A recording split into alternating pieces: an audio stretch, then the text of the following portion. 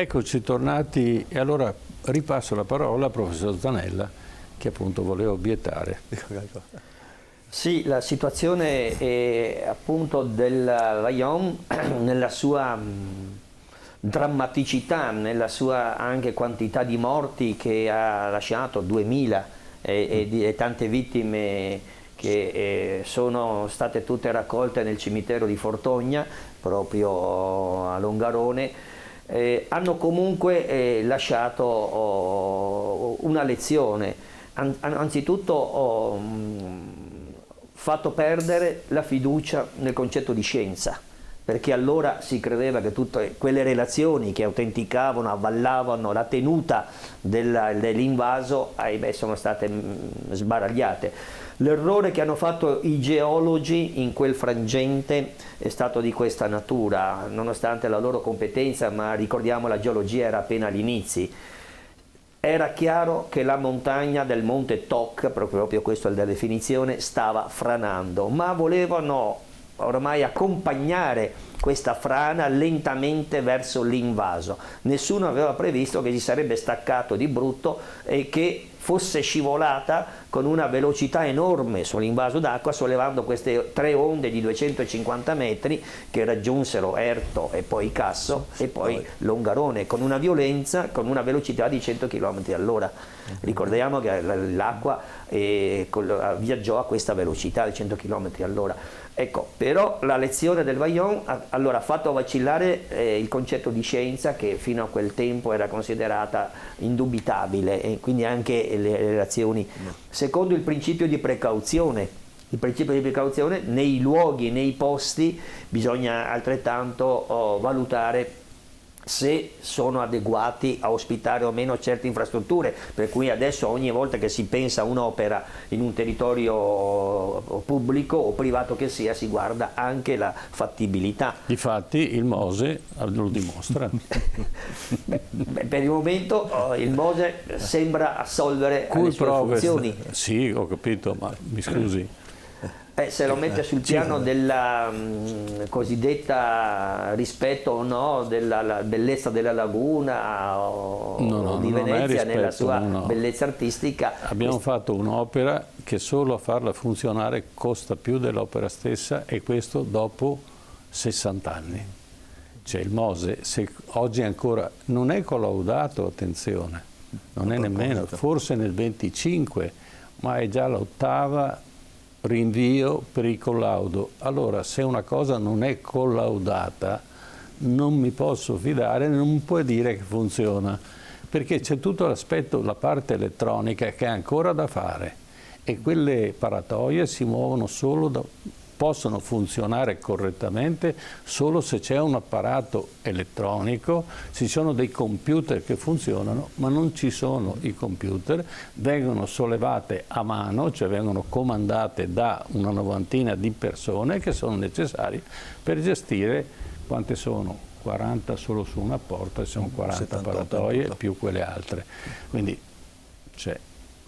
non inganniamo le persone, è vero che si alzano e si abbassano e che è necessario che si alzano e si abbassano, ma che funzioni, scusate, non possiamo prendere in giro i nostri telespettatori. Prego, ingegnere.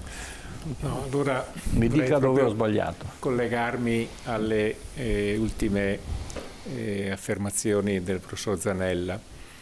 Il collaudo ovviamente serviva per i motivi che lei ha menzionato. Serviva a vendere l'invaso. Certamente, c'era una legge dello Stato, c'era un impianto costruito che non era mai andato in produzione e bisognava collaudarlo per consegnarlo. Adesso la data del suo completamento non me la ricordo, ma insomma. Erano 4 anni che ancora non hanno fatto una diga, forse di più, una diga. Potevano produrre energia elettrica, non la volevano produrre, hanno speso dei soldi, c'è qualcosa che non torna. Prego, ingegnere. Il collaudo consisteva nel riempimento, però come ha ben detto il professor Zanella, il riempimento ha messo in evidenza la criticità della montagna. Quindi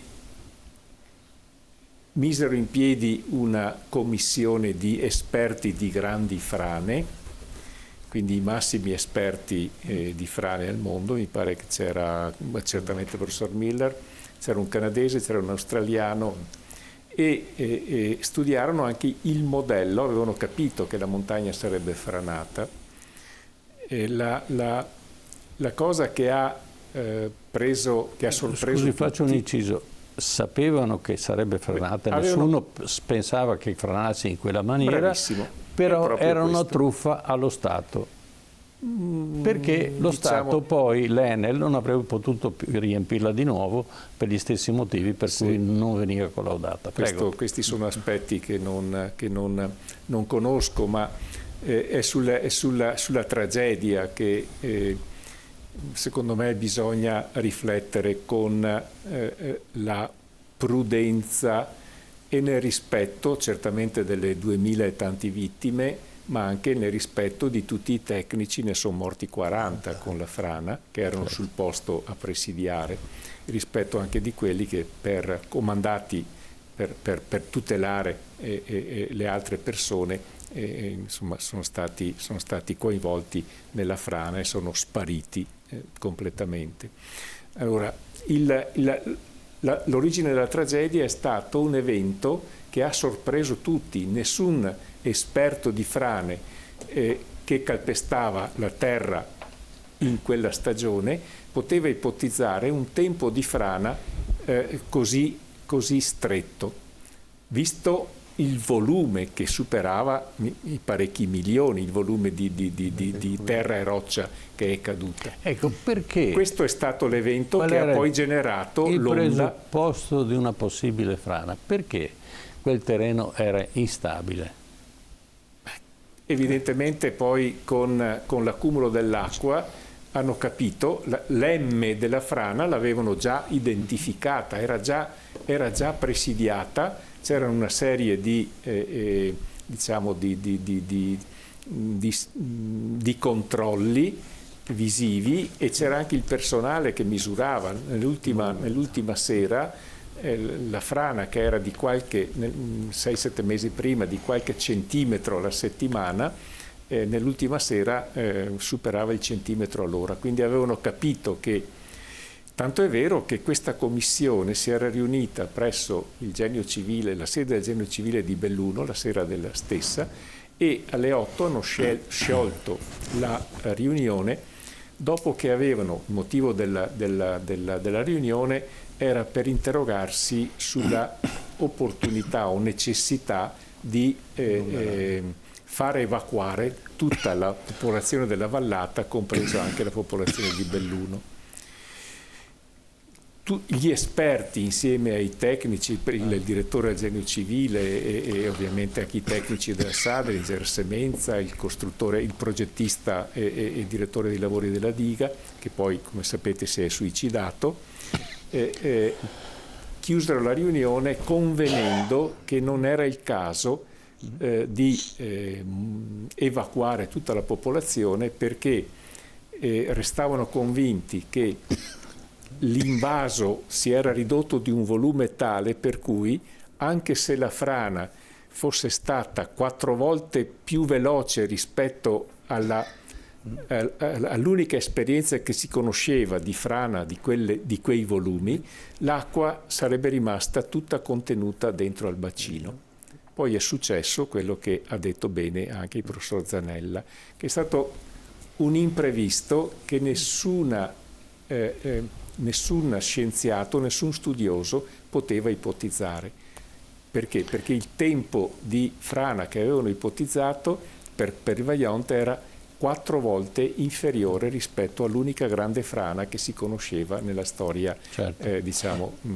Nella storia umana. Però il geologo Dal Piazza fu condannato.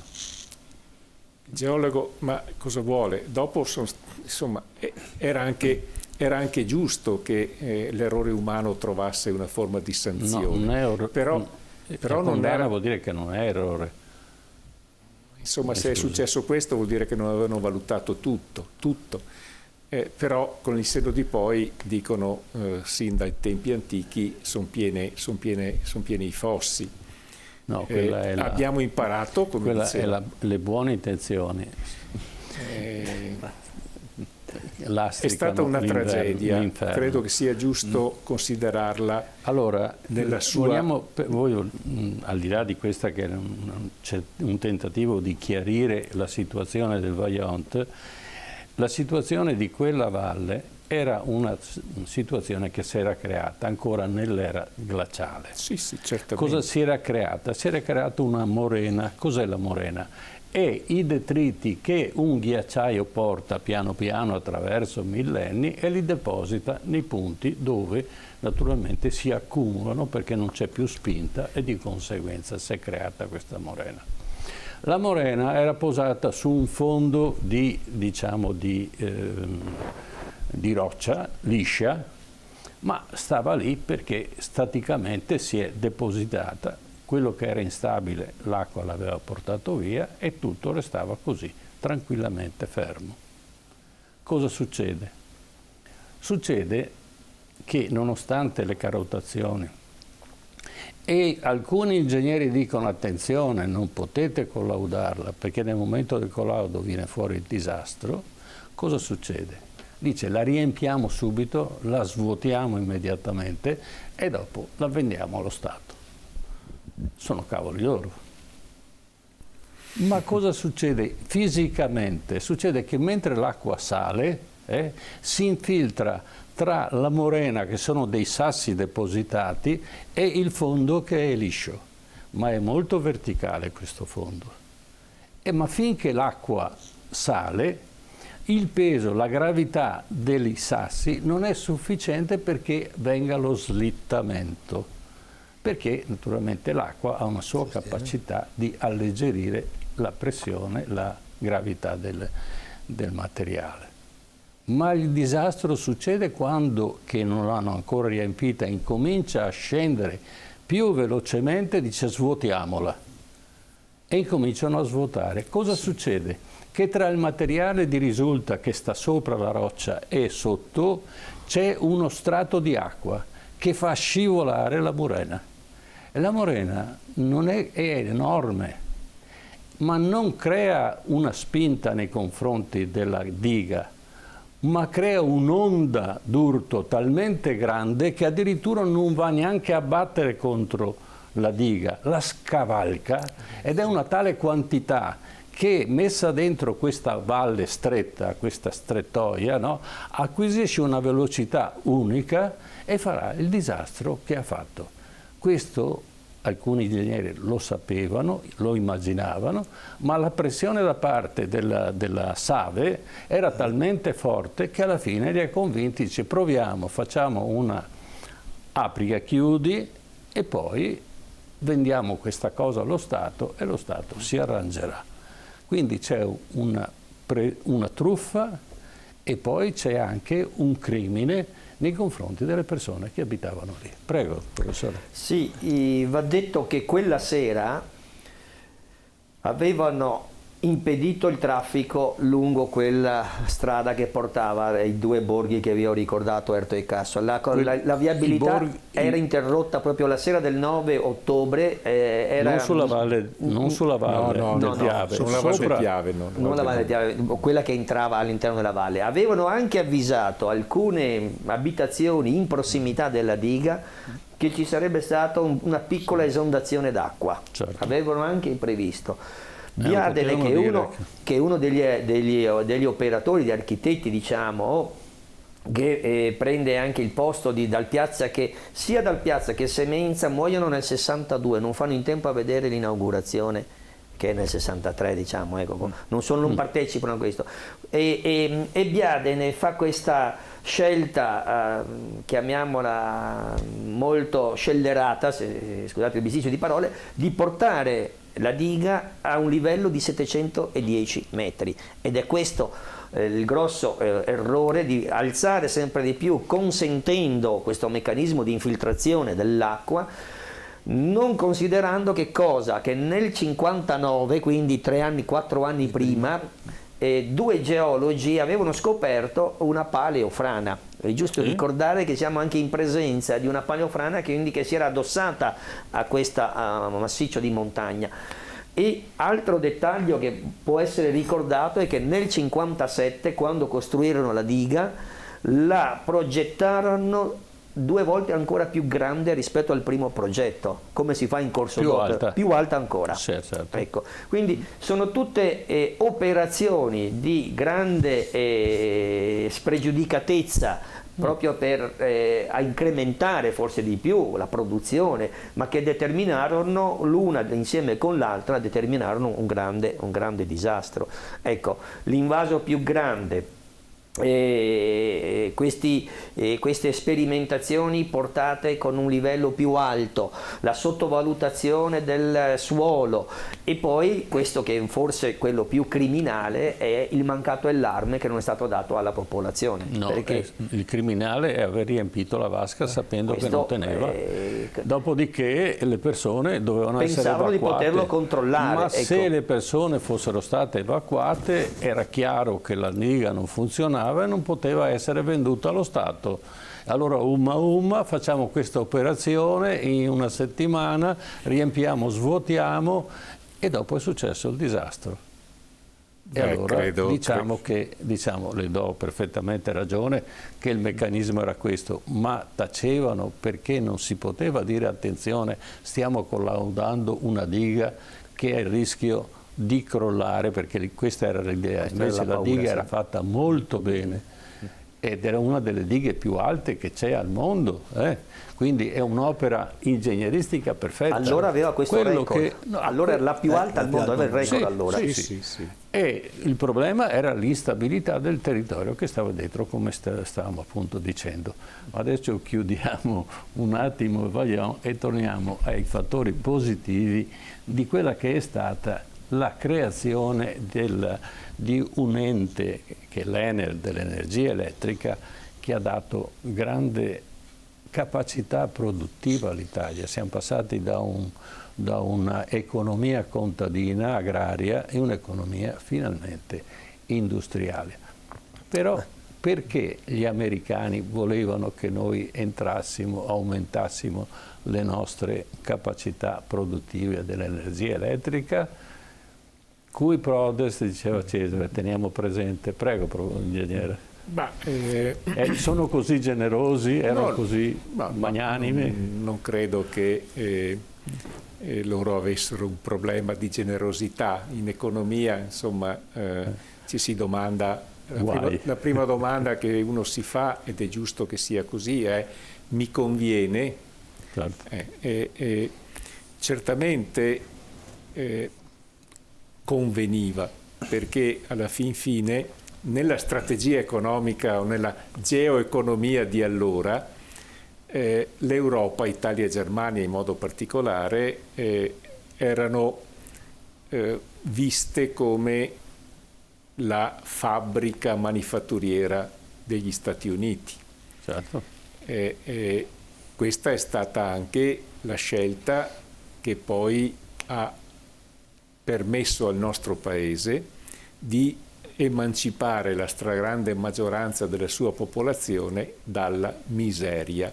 Dico miseria per dare il significato più forte, perché se diciamo povertà forse la parola è meno grave. Ha perfettamente ragione. L'Italia, in modo particolare il Veneto, era una regione, e anche l'Italia un paese, dove la maggior parte della gente aveva il problema di sbarcare il lunario quotidiano. Ed emigravano. Allora, questa scelta strategica, che era conseguente anche alla guerra fredda, doveva trovare l'allocazione di industrie manifatturiere necessarie alla società americana, e lo sviluppo dell'elettrodomestico bianco in modo particolare, ma di tanta altra manifattura che poi ha alimentato il nostro export verso gli Stati Uniti e successivamente anche verso l'Europa stessa, aveva bisogno per infrastrutturarsi di energia. Questa energia, in modo particolare in seguito al drammatico disastro del Vajont, bloccò ogni progetto idroelettrico e orientò tutto lo sviluppo della produzione di energia verso il termoelettrico. Termoelettrico principalmente allora a olio combustibile, che il nostro paese per assecondare lo sviluppo dell'automobile aveva in abbondanza, perché la distillazione, la raffinazione dell'olio, del petrolio, dà un 27, 30, 35% con il cracking benzina. La maggior parte, quello che noi chiamavamo nafta o olio pesante, restava inutilizzato. Lo sviluppo di centrali termoelettriche a olio combustibile aveva anche la funzione di creare un mercato per questo scarto di raffinazione. Successivamente poi fu costruito anche qualche impianto a carbone, ma la crisi petrolifera degli anni 72-73 consigliò il Paese, che seppe fare una scelta strategica in tempi molto rapidi e anche a realizzarla, consigliò la trasformazione di tutte le centrali termoelettriche costruite tra la fine degli anni 60 e costruite e progettate negli anni 70, e furono molte, perché l'Enel triplicò la potenza installata dal 62 alla fine degli anni 70. Anche qua intorno pensiamo alla centrale di Fusina, pensiamo alla centrale di Monfalcone e poi anche Sudasta del Po. Trasformò tutti gli impianti in policombustibili. Sì. Scelta molto lungimirante, che permise all'Italia di valorizzare l'opportunità dell'espansione del metano che la Russia vendeva con formule commerciali cosiddette del take or pay, compri e paghi a prescindere dall'uso, dal consumo.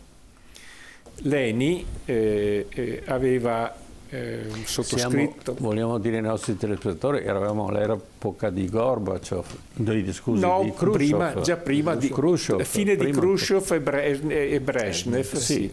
E Khrushchev è quello furono che dà stipulati le prime indicazioni, i primi accordi. Dei contratti molto vantaggiosi, però con questo cappio: se non lo consumi lo paghi lo stesso. La capacità di utilizzo del metano dell'Italia di allora non era in grado di consumarlo, e allora, anche in risposta alla strategia policombustibile, molte centrali furono convertite a metano. Certo.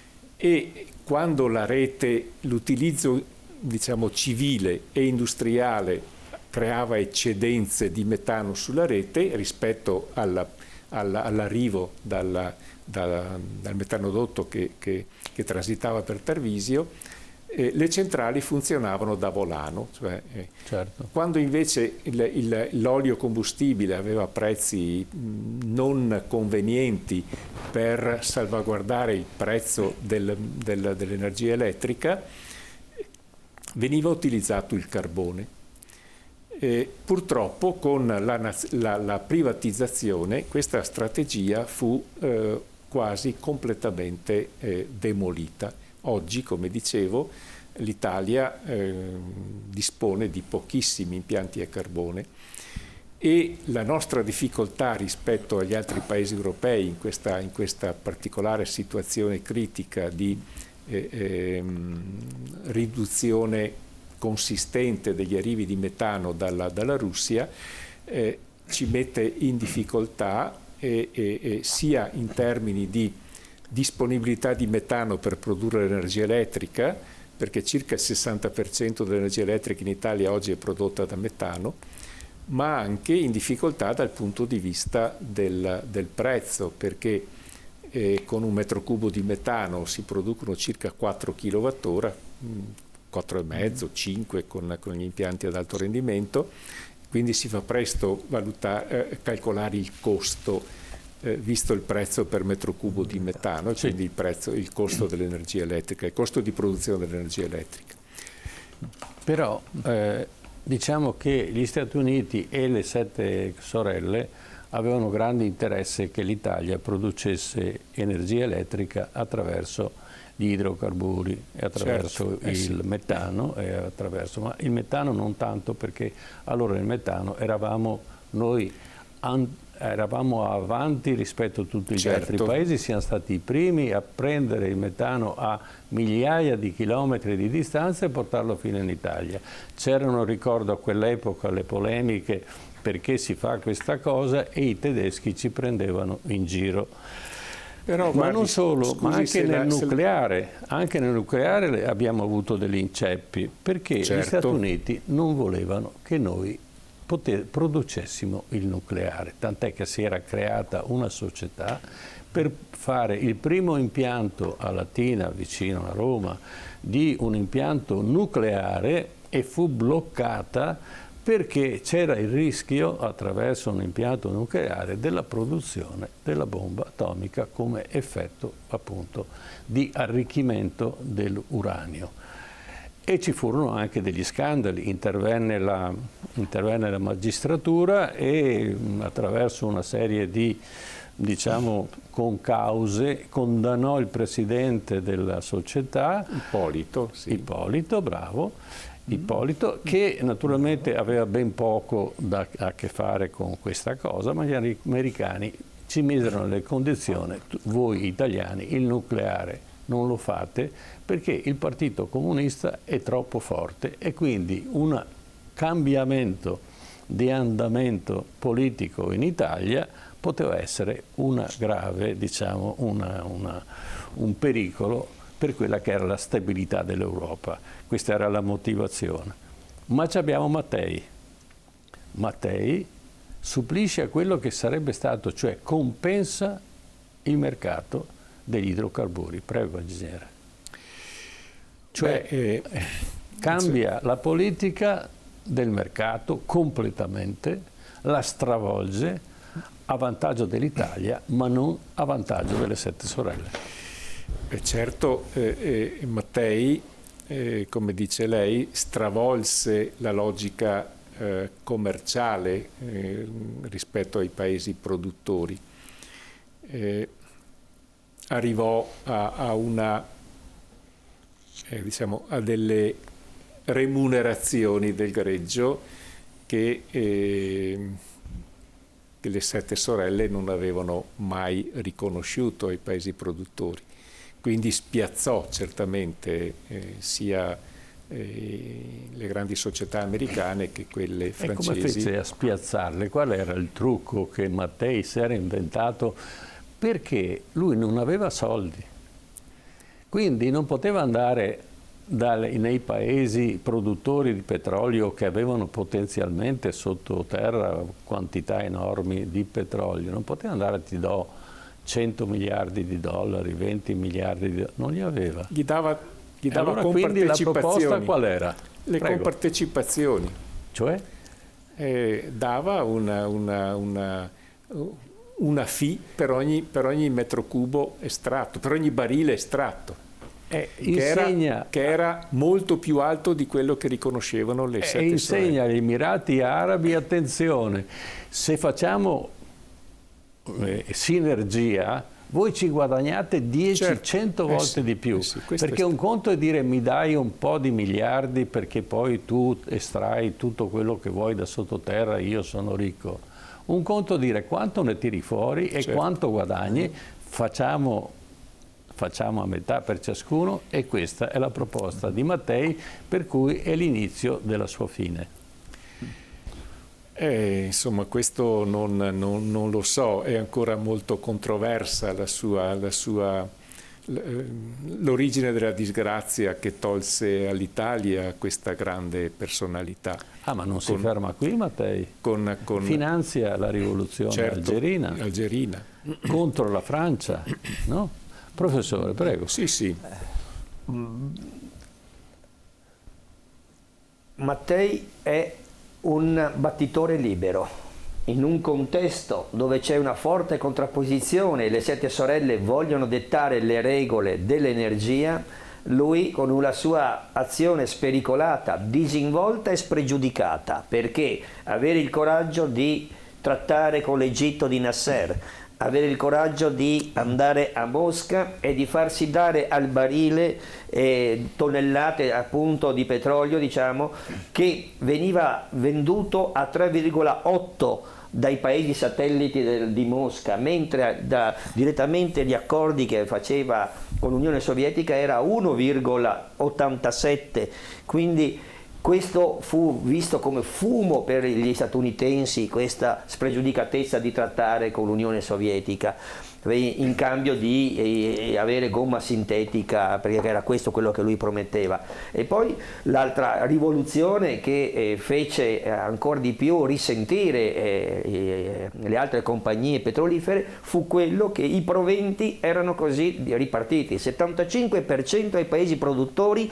e 25% ai paesi che li utilizzavano, mentre le 7 sorelle garantivano il 50 e 50. Ecco, sono delle azioni spregiudicate, se vogliamo, coraggiose, ma portano l'Italia intanto in una considerazione che se dall'inizio dà fastidio, dopo cominciano a trattare con la figura di Mattei. Quando lui si allarga ancora di più, perché nell'ottica voleva passare non solo dal petrolio, ma voleva passare anche al nucleare, agli idrocarburi, ecco che questa, diciamo, manovra molto probabilmente gli compromette, gli aliena le collaborazioni che stava costruendo, perché non dobbiamo dimenticare la sua diplomazia, un uomo abile a tessere relazioni con tutti, perché portava avanti, così è stato definito anche in qualche libro, una diplomazia di pace indipendentemente dall'interlocutore, ma gli Stati Uniti non volevano assolutamente che si interfacciasse né con l'Unione Sovietica, né tantomeno con l'Egitto, né tantomeno con l'Algeria, né tantomeno con il Marocco, perché sono tutti paesi che non avevano ancora garantito una stabilità, una democrazia sul piano geopolitico, e tutto questo che spiana invece accordi a più basso prezzo fa sì che rovini quella fetta di mercato che pensavano di avere garantito. Certo. E questa la diciamo, e ormai è stato chiarito già da molti processi che la sua fine è stata causata da un ordigno messo a bordo del velivolo che lo stava trasferendo, mi pare, da Roma alla Sicilia, ecco, da Sicilia a Roma, a Bascapè, poco in provincia. Ecco, è stato chiarito perché un contadino nella primissima versione che diede fu quella di avere visto il velivolo incendiarsi in aria. Sì. Dopo lo pagheranno forse profumatamente e non dichiarerà più questa versione, questo contadino, dichiarando che era visto solo precipitare e quindi suicida il pilota, avaria del motore, eccetera eccetera, ma è stato verificato che c'era a bordo un ordigno. Ma la cosa più strana, che non succede negli altri paesi, che un personaggio di questo livello viene totalmente abbandonato dai servizi italiani. Questo non succede nelle multinazionali americane, inglesi, francesi, eccetera, perché è lo Stato che garantisce la sicurezza a queste persone che sono una risorsa per il proprio paese. Poi che lavorino bene o che lavorino con poca coscienza, questo è un altro paio di maniche, ma invece il nostro Mattei è stato totalmente abbandonato. Non bisogna ignorare che aveva delle profonde inimicizie anche nel nostro paese, cioè, certo. Credo che non ci possa essere imputato nulla se ricordiamo che la punta di diamante della critica demolitrice di Mattei in Italia era il giornalista Idro Montanelli. Montanelli dal Corriere della Sera, sì. Ma c'era anche tutto un mondo imprenditoriale che insomma, che lavorava per limitare la sua azione creativa, ma secondo loro debordante. credo anche per un'altra motivazione, che stava introducendo nel nostro paese, con il suo welfare aziendale, un'attenzione completamente nuova rispetto alle sue maestranze. Ricorderemo il villaggio turistico a Borca di Cadore, costruito proprio, erano parole sue, perché i nostri collaboratori possono andare in vacanza con le loro famiglie. Ma anche una rete di motel, nelle quello faceva autostrade. parte del business, parte del business, perché già vedeva, attraverso la disponibilità di petrolio, vedeva lo sviluppo dell'auto, che era lo sviluppo economico già tracciato dalla società americana. Lui aveva già intuito che l'Italia era un paese turistico e quindi ha creato una rete alberghiera che dasse quelle, diciamo, agevolazioni a un prezzo contenuto, e quindi ha incrementato quello che è stato il turismo italiano, ma è quello che inventa le bombole per metterci dentro il gas, perché il gas ancora non possiamo portarlo dappertutto, ma allora prende una società che era fallita, praticamente la converte nella costruzione di bombole, perché tutti gli italiani, anche quello più distante, possa utilizzare quel gas che costava pochissimo e che veniva bruciato nelle raffinerie, veniva bruciato nelle torri delle raffinerie. Esatto, e difatti a Marghera c'erano le grandi fiamme che arrivavano fino a 200 metri, perché bruciavano quello che non serviva, e invece sarebbe servito moltissimo, ed inquinavano Venezia e tutto il resto. Ma addirittura John Fitzgerald Kennedy chiede di incontrare Mattei, solo che l'incidente avviene pochi mesi prima di questo incontro. Ma al di là di questo passiamo al prossimo contributo: energia per il boom economico. L'energia che cambiò l'Italia. La nascita dell'Ente Nazionale per l'Energia Elettrica rappresentò un passaggio decisivo nella storia italiana, che insieme all'ENI, fondato 9 anni prima da Enrico Mattei, rivoluzionò la vita degli italiani. Enrico Mattei aveva capito che senza energia non si andava da nessuna parte. Con il gas e il petrolio prima e l'energia elettrica poi, il paese avrebbe cambiato volto. Con i carburanti si era sviluppato il mercato dell'auto, erano arrivate le bombole del gas da quella fabbrica toscana, il nuovo Pignone, che era stata acquistata e recuperata proprio da Enrico Mattei, su invito di Giorgio La Pira. La nuova Pignone diventerà poi un'eccellenza nell'impiantistica del settore petrolifero, ritagliandosi un ruolo di leader a livello internazionale nel settore dei compressori e delle turbine. Ma con l'arrivo dell'energia elettrica la vita in Italia era cambiata. Sparirono i lumi a petrolio nelle abitazioni. Con la diffusione della rete elettrica, le case nelle campagne o nelle zone di montagna ebbero la luce. In un anno le utenze elettriche diventarono milioni e iniziò lo sviluppo industriale. Si moltiplicarono le piccole e medie imprese, base del nostro tessuto economico, prese vita la cosiddetta industria del bianco. Gli elettrodomestici entravano a far parte della vita quotidiana degli italiani. L'utilizzo di frigoriferi, lavatrici, lavastoviglie miglioravano le condizioni di vita, soprattutto quella delle donne. L'elettricità è lo stimolo alla diffusione della televisione e della radio, che porta in tutte le case anche la lingua italiana. Se prima il dialetto divideva le regioni, ora il linguaggio unico della televisione unisce il paese. Il boom economico sarà possibile proprio per questo. Il settore manufatturiero aveva bisogno di molta energia. Il nord Italia faceva la parte del leone. Piemonte, Lombardia e Veneto assorbivano il 62% della potenza nazionale, il centro il 17% e il sud delle isole il 13%. Con la nazionalizzazione e la nascita dell'Enel furono rilevate anche 3 centrali nucleari delle 52 operanti nel mondo, centrali a carbone e poi numerose centrali idroelettriche. Furono escluse dall'operazione di nazionalizzazione le aziende che producevano energia per propri usi e le imprese elettriche degli enti locali che ebbero la facoltà di decidere in un secondo momento.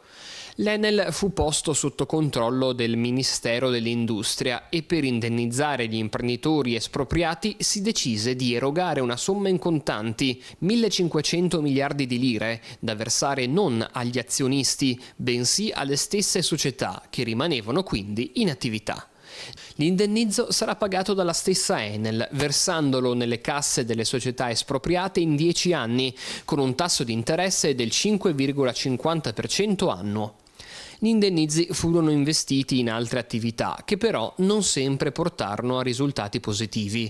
L'operazione porterà alla nascita della Montedison nel 1966, dalla fusione tra il leader della chimica Montecatini e il gruppo dominante nel settore dell'energia idroelettrica Edison. Il matrimonio tra le due società fu reso possibile grazie agli indennizi da parte dello Stato, stanziati per la nazionalizzazione elettrica. Con la nazionalizzazione del 1962 diventò proprietà Enel anche la SADE, Società Adriatica di Elettricità. Era stata fondata nel 1905 dal conte Giuseppe Volpi, conte di Misurata, che ci aveva inserito tutti i soldi che aveva fatto importando tabacco. La SADE fu la società che ideò, progettò e realizzò la diga del Vajont, proprio per la produzione di energia elettrica. Una diga che all'epoca della sua costruzione, negli anni 60, era la diga a doppio arco più alta del mondo. Progettata tra il 1926 e il 59, fu inaugurata nel 61, senza però aver completato la fase di collaudo. Nel 1963, il 9 ottobre, circa 3 milioni di metri cubi della morena del Monte Toc franarono nel bacino artificiale, provocando quella esondazione disastrosa che provocò la morte di 2018 persone, 418 delle quali non furono mai ritrovate. Abbiamo un po' anticipato i nostri contributi. Il professor Zanella, se vuole condurre una conclusione su questo ente che nasce contro qualsiasi, previsione politica, però che riesce a cambiare le sorti dell'Italia. Prego. Io cito solo un dato che dà soprattutto il cambio di passo che l'Italia vive durante il boom economico degli anni 50 ed è un dato che risale all'economia. Gli anni 50 vede un'Italia produrre un PIL, un prodotto interno lordo che varia dal 5,8 al 6,8. Un consumo è considerato il baby boom, ma tutto questo baby boom, anche il miracolo economico, è dovuto anche a tutta questa possibilità di usufruire della impiantistica di carattere energetico spalmata sui vari fronti, e per rispondere anche a una necessità che c'è su tutti i settori della società. Ci terrei a ricordare anche un altro elemento, curioso forse più per un aspetto di colore, che Mattei, incaricato come liquidatore dell'Agip, invece la converte, fa quello che invece gli americani non volevano che facesse, questa conversione, ecco. Tanto più che lo derisero e lo presero in giro anche con la sigla, l'Agip, l'avevano ribattezzata come Agenzia dei Gerarchi in pensione, invece che Agenzia Generale di Petrolio, per dire, come se lui volesse. E la cosiddetta lungimiranza di Mattei gli ha anche fatto riconoscere dal presidente Mattarella, che l'ha definito in un recente discorso costruttore di Repubblica, per questa sua anche avventura e proiezione di una politica energetica fatta con qualsiasi paese. Ho ricordato prima la Russia, ma Mattei ha stretto accordi anche con la Cina. Quello che si starebbe facendo oggi, Mattei la faceva già 60 anni, 65 anni fa. Questo è da considerare come merito. Quello che invece farà cambiare le sorti anche del futuro delle società italiane dalla Montedison e dalla Eni e dall'Enel è che il successore di Mattei, Eugenio Cefis, invece subito dopo la scomparsa di Mattei, invece stringerà un accordo con la Esso. Allora lui viene in questo caso chiamato il normalizzatore, come colui che ha ricondotto le cose dove volevano le 7 sorelle. Certo. Ecco. Ultima cosa, Dal piano Marshall è giusto ricordare che gli Stati Uniti avevano posto una condizione, che nessuno di questi contributi fosse destinato all'Agip. Certo, ma non solo, ma il signor Cefis alla fine è costretto a scappare in Canada perché altrimenti rischia molto, in quanto ci ha venduto sotto banco alle Sette Sorelle e compagni. Ed è uno che divenne molto ricco perché rubò all'ENI, all'Agip, cifre astronomiche. Io ebbi modo di conoscere due amministratori della società, che era Fiorini, uno, e l'altro era Mario Gabrielli, e mi raccontarono molte cose dell'Agip e dell'ENI e tutte queste faccende molto intriganti che purtroppo, devo dire, essendo giornalista, la stampa non ne parla mai. Si chiacchiera ma non si va a fondo delle questioni. Prego, ingegnere. Allora concluda. vorrei ricordare anche che l'Enel ebbe delle figure fondamentali, anche se vissute sempre nella discrezione. Il primo fu il primo presidente dell'Enel, l'avvocato Di Cagno, era un pugliese, una persona di grandissimo spessore, che creò lo schema giuridico e anche organizzativo di questa nuova società, rispettosa dei territori, perché furono fatte delle direzioni. Il Veneto aveva una direzione triveneta qui a Venezia, ma anche organizzativamente pensata per poter funzionare, pur essendo un'azienda cosiddetta pubblica, anche se giuridicamente era un ente di diritto privato, tanto è vero che dice anche il filmato che l'Enel pagò con i suoi soldi i vecchi proprietari. Pur essendo un'azienda pubblica, era un'azienda che viveva con regole quasi militari. Le gerarchie aziendali erano rigorosamente rispettate.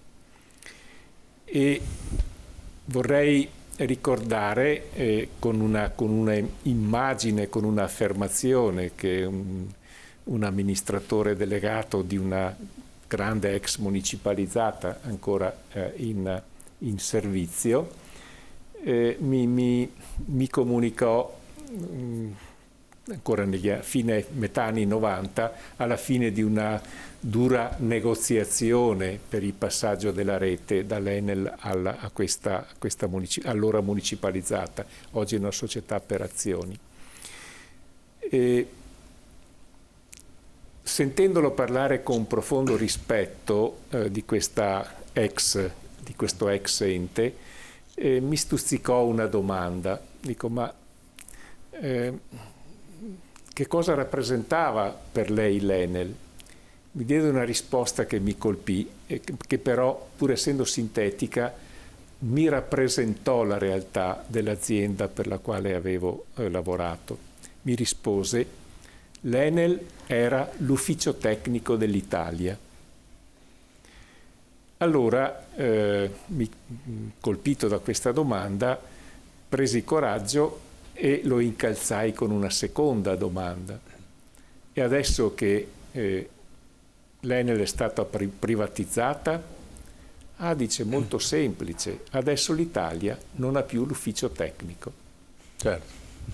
Certo, purtroppo le privatizzazioni, non solo in Italia, ma anche in Inghilterra e anche in Francia, ma soprattutto in Inghilterra, hanno creato grandi scompensi, perché ci sono delle funzioni che lo Stato ha e che ha diritto di avere, perché riesce a governare con un criterio diverso rispetto a quello che è invece il profitto.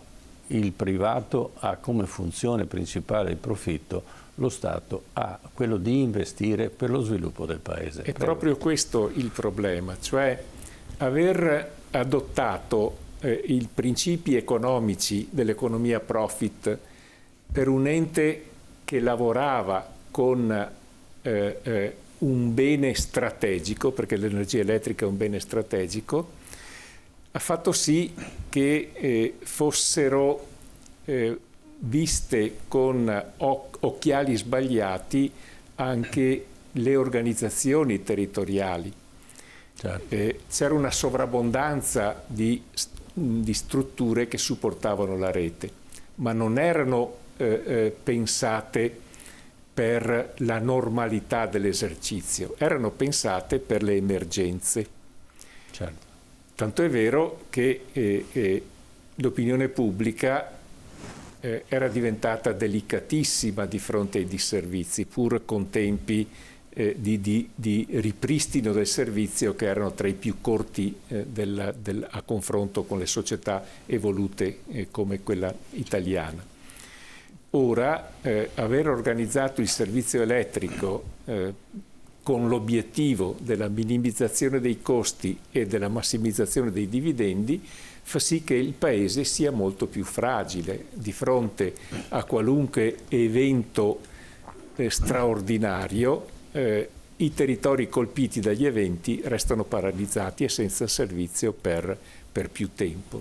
Io ricordo, perché lavoravo in quel periodo, in occasione del terremoto del Friuli, Sì. questo ente fu capace di spostare risorse umane, ma ingenti quantità di materiali grazie all'unificazione nazionale, quindi ogni territorio aveva dei suoi depositi. Questi depositi furono trasferiti in Friuli e in pochissimi mesi il servizio elettrico fu completamente ripristinato. Certo. Oggi un evento di quel tipo lascerebbe il territorio colpito per lunghi mesi senza servizio elettrico.